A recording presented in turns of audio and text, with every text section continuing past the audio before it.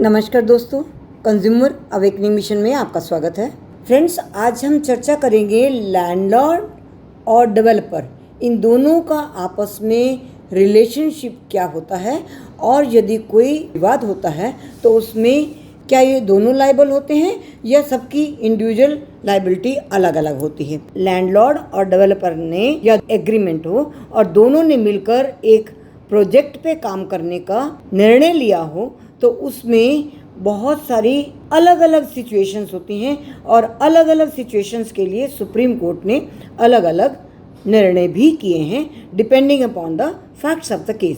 Facts क्या हैं case के, उसके अनुसार। अब हम बात कर रहे हैं एक लेटेस्ट केस की जिसका निर्णय 20 फरवरी 2026 में सुप्रीम कोर्ट ने किया है। इसमें इशू ये है कि यदि बिल्डर के against deficiencies in services for late construction का कोई मामला आता है तो क्या उसमें लैंडलॉर्ड्स भी उत्तरदायी होंगे।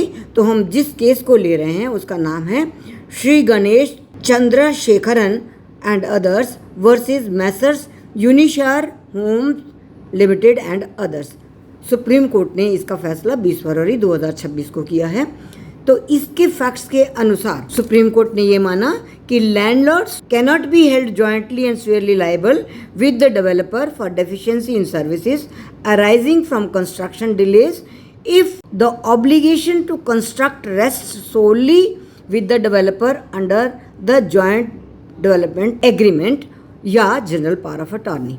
तो कहने का अभिप्राय ये है जहां पर डेवलपर का ही दायित्व बनता है कंस्ट्रक्शन का और कंस्ट्रक्शन से जुड़े हुए सारे के सारे मैटर्स बिल्डर को ही करने होते हैं और लैंडलॉर्ड के साथ जो एक एग्रीमेंट होता है जनरल पावर ऑफ अटॉर्नी, उसमें लैंडलॉर्ड केवल जनरल पावर ऑफ अटॉर्नी दे देता है डेवलपर को और डेवलपर को उससे रिलेटेड जितनी भी एडमिनिस्ट्रेटिव अप्रूवल्स लेनी होती है, डेवलप करना होता है, कंस्ट्रक्शन करने होता है, सारी चीज़ों का दायित्व यदि बिल्डर पर है तो उस लैंड ओनर्स कहीं भी उत्तरदायी नहीं होंगे।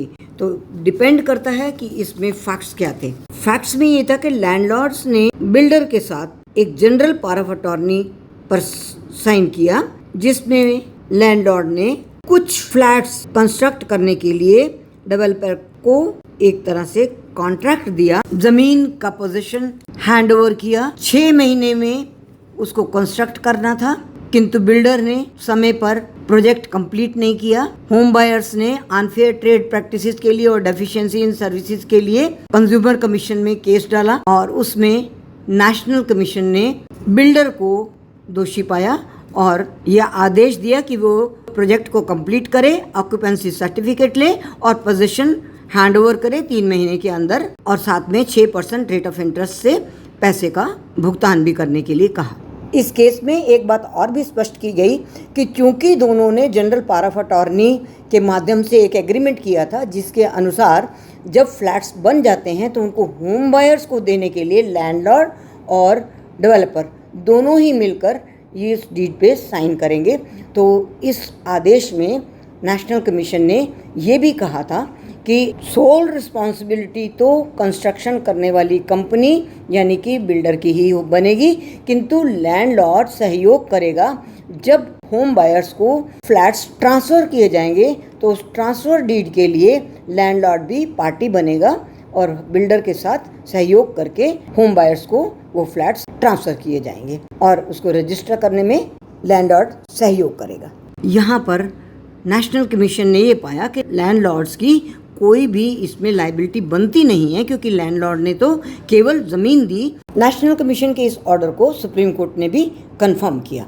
किंतु हम आगे देखेंगे कि बहुत सारे इस तरह के और भी केसेस सुप्रीम कोर्ट ने डिसाइड किए जिसमें किसी केस में तो लैंडलॉर्ड और डेवलपर को दोनों को लायबल माना है और किसी किसी केस में एक पक्ष को लायबल माना है। तो हम पिछले कुछ केसेस की भी चर्चा करेंगे अगले एपिसोड में। तब तक के लिए हमें आज्ञा दीजिए। हम फिर मिलेंगे इसी तरह के नए इशू के साथ और भी बहुत सारे लैंडलॉर्ड और डेवलपर से रिलेटेड मैटर्स के साथ। यदि आपने हमारे चैनल को सब्सक्राइब नहीं किया तो सब्सक्राइब कर लीजिए ताकि हमारे फ्यूचर अपलोड्स आपको रेगुलरली मिलते रहें और आपका हमारा संवाद बना रहे। Thank you very much.